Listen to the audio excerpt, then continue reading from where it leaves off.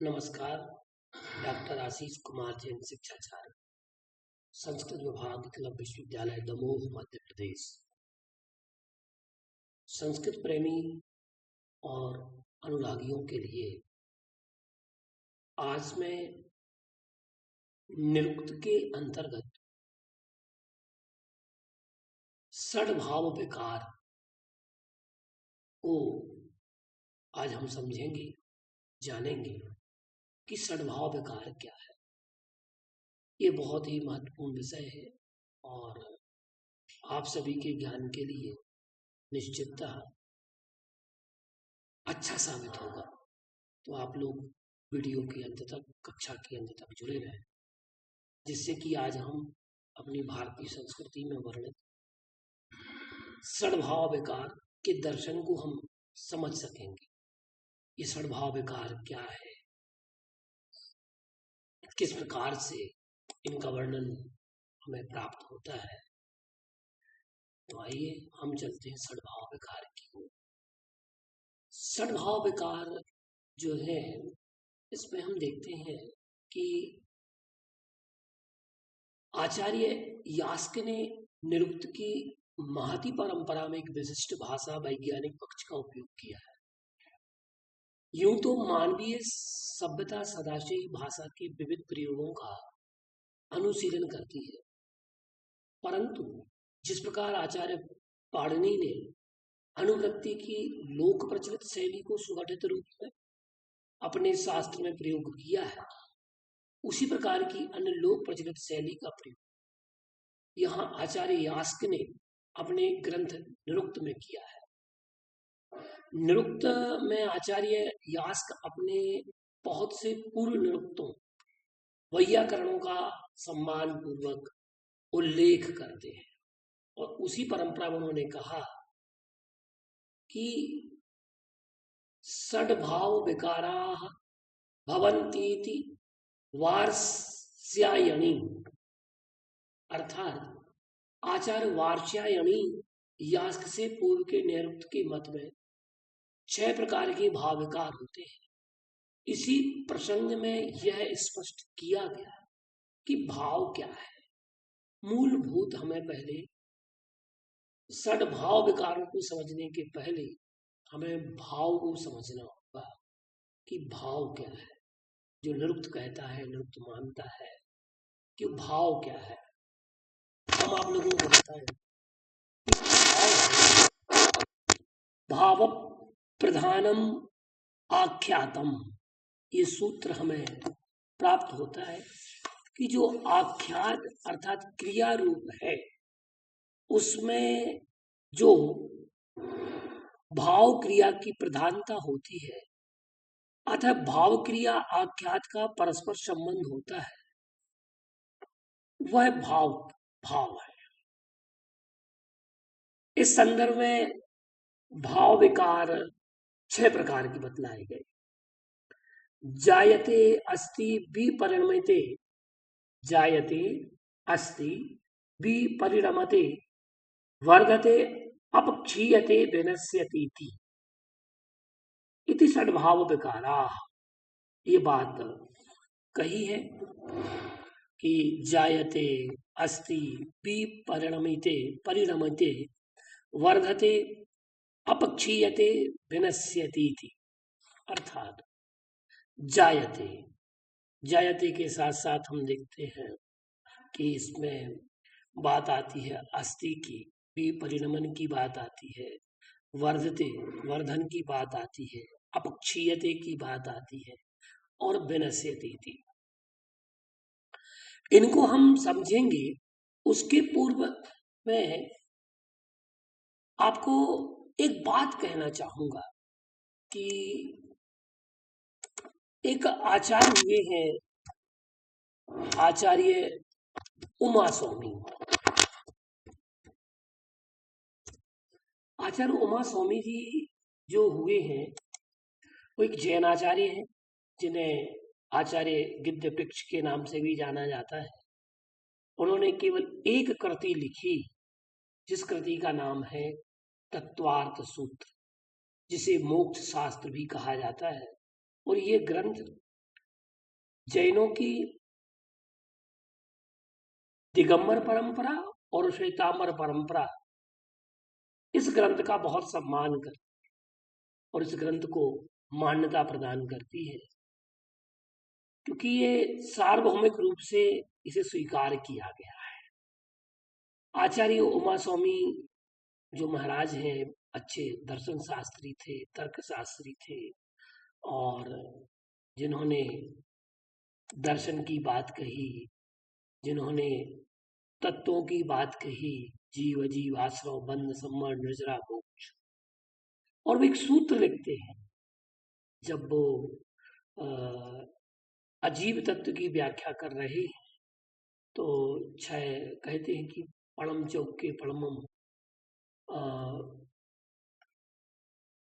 उसमें उन्होंने कहा, आचार्य उमा स्वामी ने तत्वार्थ सूत्र में कि एक सूत्र दिया है, उत्पाद व्यय द्रव्य युक्तम सत। तो उत्पाद व्यय द्रव्य और सत की परिभाषा उन्होंने दी है। तो ये सूत्र कहीं न कहीं एक दूसरे के पूरक हैं।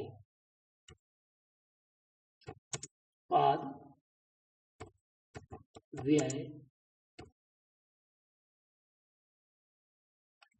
द्रव्य युक्तम, मैं लिख रहा हूं कुछ, युक्तम सत। सत की परिभाषा उन्होंने दी है कि सत क्या होता है, और वो परिभाषा लिख रहे हैं जैन धर्म के उस सिद्धांत में, वो व्याख्या कर रहे हैं उत्पाद व्यय द्रव्य युक्तम सत की। बस उससे मिलता जुलता सिद्धांत, या यूं कहें हूबहू यही बात यहां कही जा रही है। वो कहते हैं कि जो यहां जायते है, और जायते का अर्थ क्या कर रहे हैं आचार्य भगवान, यहाँ कहते हैं कि किसी भी जायते इति पूर्व भावस्यादिम सादिम च अष्टे ना अपर भाव भावम च अष्टे ना प्रतिषेधते।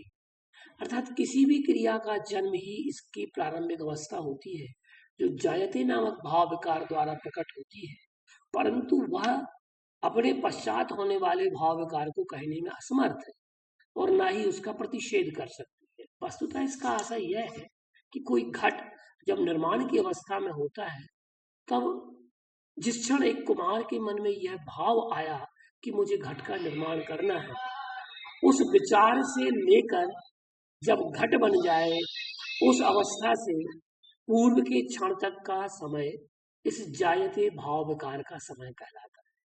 आचार्य कहते हैं कि यह सबसे पहला भाव विकार होने के कारण अपने से पूर्व की क्रिया को कहने में असमर्थ होता है, ना ही बाद की क्रिया को, क्योंकि उत्पन्न करने का भाव सबसे प्रारंभिक है, तथा जो अभी निर्माणाधीन है उसके भविष्य का निर्धारण किस प्रकार किया जा सकता है। यह भाव विकार अपने से आगे आने वाली क्रियाओं अथवा भाव विकारों का प्रतिषेध भी नहीं करता, यह होंगे कि नहीं, अतः उत्पन्न हुआ पदार्थ क्या इस बात पर निर्भर करता है। ये बात कही। अब हम बात करें उत्पाद की। किसी द्रव्य में नवीन पर्याय अवस्था का उत्पन्न, क्योंकि ये जो है उत्पाद उत्पत्ति को बता रहा है, ठीक है ना। किसी द्रव्य में नवीन पर्याय का उत्पन्न होना, जैसे स्वर्ण है, अब स्वर्ण का कंगन बनाना, कंगन बनना, ये बात होती है उत्पत्ति की, जायते। अब हम बात करें अस्ति की कि वो अस्तित्व में है, तो अस्तित्वोत्पन्न सत्वस्यावधारणम, अर्थात उत्पन्न हुए पदार्थ की सत्ता का निश्चय इस भाव द्वारा होता है, क्योंकि यह अपने पूर्व के भाव विकार जायते का बोध कराता है। कोई पदार्थ जब उत्पन्न ही नहीं होगा, तब उसका अस्तित्व कैसे निश्चित होगा। ये तदार्थ अस्थि भाव विकार अपने अग्रिम भाव विकार विपरिणमते आदि का कथन नहीं करता है और ना ही उसका प्रतिषेध करता है। अब हम अगर इस बात को समझें कि अस्थि यह क्रिया भाव पैदा हुए पदार्थ के विषय की बात कहती है, और या हम देखें कि आत्म धारणानुकूलो व्यापार अस्ति भवति विद्यते वर्तते, ये सभी धातुएं सामान्य सत्ता अथवा भाव को ही कहती हैं, जिसका अर्थ होता है अपने को धारण करना। इसलिए यास्क ने भवति इति भावस् कहकर सत्ता को भाव सामान्य के उदाहरण के रूप में प्रस्तुत किया।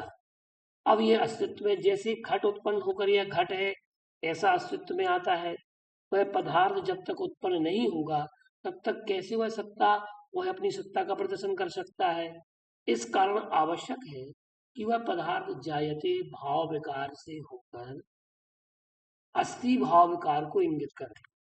उत्पन्न सत्वस्य अवधारणम, ये बात हमने जो कही थी इसका तात्पर्य है कि उत्पन्न हुए पदार्थ का अवधारण कि हाँ यह पदार्थ उत्पन्न हो गया और यह प्रयोग करने के योग्य है।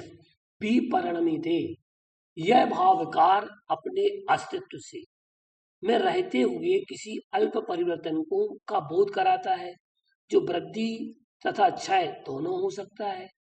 जैसे कोई घट उत्पन्न होकर अपने अस्तित्व में रहते हुए किंचित परिवर्तन सने सने घड़े की गुणवत्ता में परिवर्तन को दर्शाता है। इसे इस प्रकार भी समझा जा सकता है कि जब घट उत्पन्न होकर ग्राहक के द्वारा उसके घर में पहुंचता है तो वह ग्राहक उपयोग से पूर्व उस घड़े को पानी में डुबाता है, जिससे उसकी गुणवत्ता में कुछ परिवर्तन होते हैं। अब बात आती है वर्धते की, क्योंकि इसमें विपरिणमत इत्यप्रत्यव अवमानस तत्वाधिकारम, ये बात आई विपरिणमते की। वर्धते, आचार्य कहते हैं कि वर्धत इति वांगाभ्युच्चयम सांयोगिकानां वार्थानां वर्धते विजये नेति वा वर्धते शरीरेणेति वा अंग अभ्युच्चयम, अर्थात जो अपने अंगों की वृद्धि करता है। यहाँ देखा जा सकता है कि अंग के अभ्युच्चय का तात्पर्य उसके अवयव भूतों की वृद्धि से है। सरल शब्दों में कहें तो घट को जब पानी में रखा गया तब उसकी गुणवत्ता में वृद्धि, उसके घट अवयव में के सुदृढ़ होने से वर्धते क्रिया परिलक्षित होती है। तो यहाँ यास्क कहते हैं कि शरीरेण वर्धते स्वांग्याभ्युच्चय का उदाहरण तथा वर्धते विजयेन सांयोगिका नाम अर्थानाम का उदाहरण है। ध्यातव्य यह है कि विपरिणमते व वर्धते भाव विकार में किंचित भेद होते हुए भी अपने महत्व का उद्बोधन यह दोनों क्रियाएं करती हैं, तथा अपने से पूर्व जायते अस्ति विपरिणमते भाव विकार को कहते हैं, पश्चात के भाव विकारों को नहीं। अब बात आती अपक्षीयते, जो भाव विकार वर्धते का प्रतिलोमक है, अर्थात जो क्रिया वृद्धि को प्राप्त होती है उसका क्षण पतन भी होता है, उस प्रक्रिया को यहाँ आचार्य कहते हैं कि अपक्षीयते इत्येतेनैव व्याख्यातः प्रतिलोमम। यह बात कही जैसे कोई घट प्रयोग करते रहने पर अपनी गुणवत्ता को सने सने कम करते रहते हैं, यही अपक्षीयते भाव विकार के अंतर्गत है कि जायते अस्ति विपरिणमते वर्धते को कहता है तथा पश्चात के भाव विकार को कहने में असमर्थ होता है। विनश्यते की बात आई तो विनाश एव अपर भाव तस्यादिम चाष्टे, यह अंतिम क्रिया को दर्शाती है।